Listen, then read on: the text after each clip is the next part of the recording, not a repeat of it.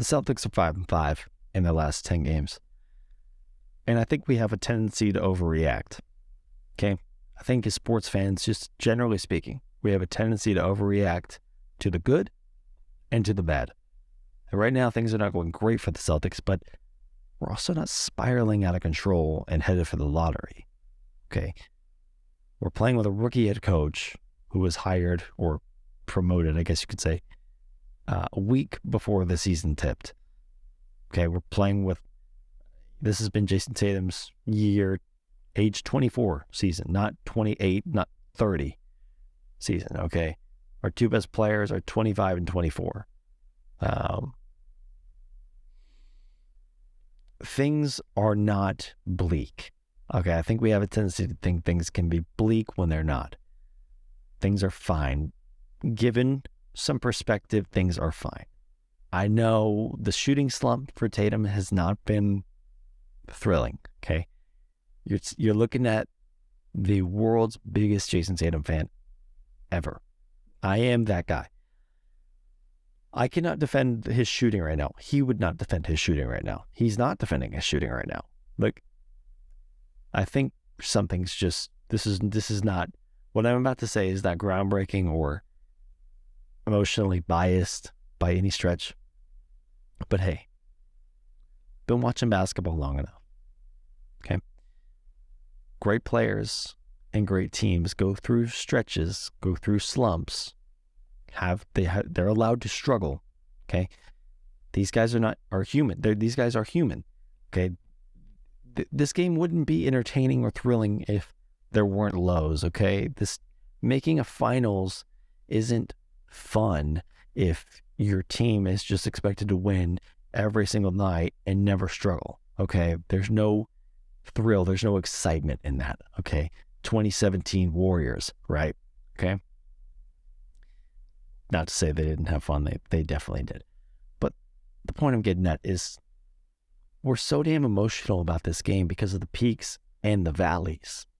Okay. And I'm not trying to sound like a motivational speaker here, but when your team has a bad 2 weeks and you go to Facebook and you go to Twitter and you start ripping the guy's head off who's the leader of this team, who's elite player, makes his teammates better, tries his ass off on defense, is a great defensive player, one of the best two-way guys in the NBA.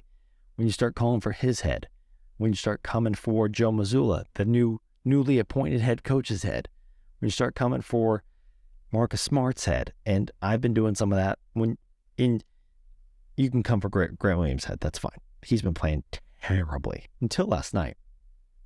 I just think we need to chill out a little bit. It's March, not May, not June.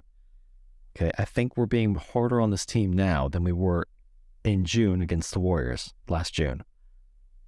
We just need to come back down to earth a little bit. The fact is, this team still plays to their potential every single night. It's just they then squander 15, 18, 21 point leads. Okay. I think a 28 point lead in the case of the Rockets game. They squander these leads. Okay. It's an effort thing. I think they don't get a pass. Okay. They don't get a pass. It's not excusable. Losing to the Rockets in March is unexcusable. Okay. They're headed one way. We're headed another. That being said, Jalen Green kicks our ass. He's just one of those guys. And I don't follow other teams necessarily closely enough.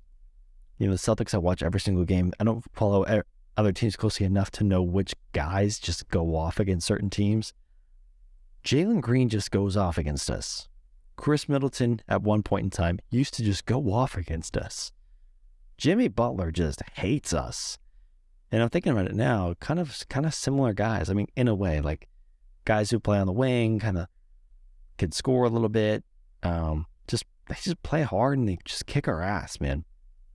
There's a certain archetype that just wants to destroy us and does. That being said, we don't have any reason to worry about Jalen Green. He's on the Houston Rockets. But that night we did. And that just ties into the fact that every team is looking to rip our heads off when they step on the floor with us. And the Celtics are not trying to do that to every team that they play. We're just not. Okay, we're just not. It's March. We had a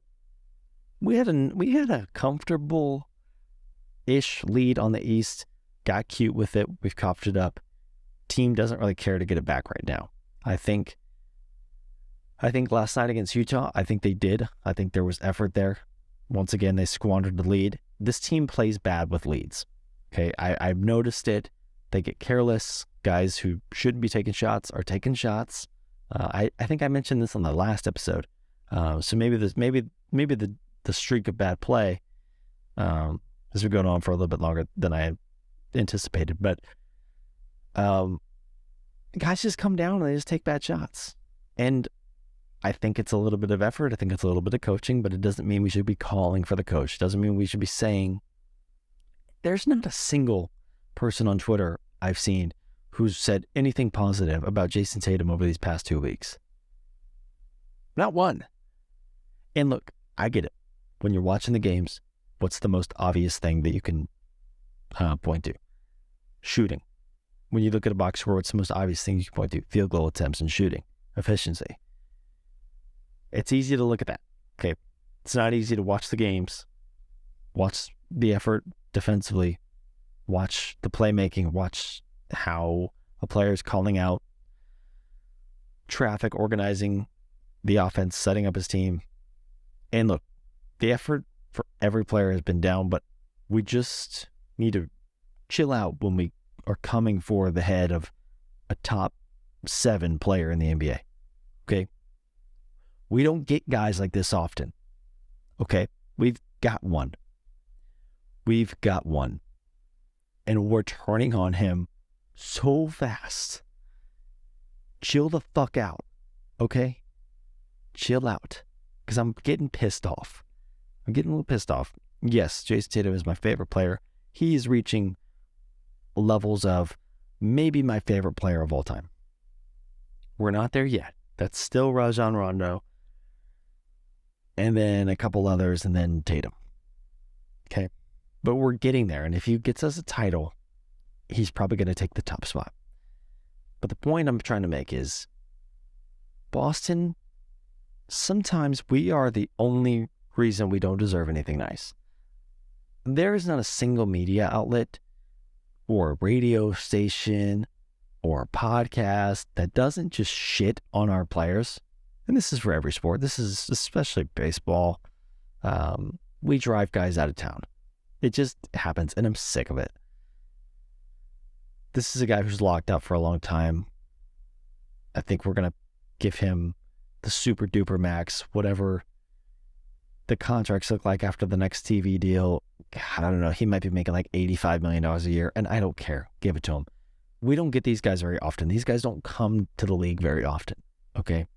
And we're forgetting a 5-year resume watching this guy turn into a top 25, top 20, top 15, top 10. And now we're like talking like the next stage for Tatum is top 5.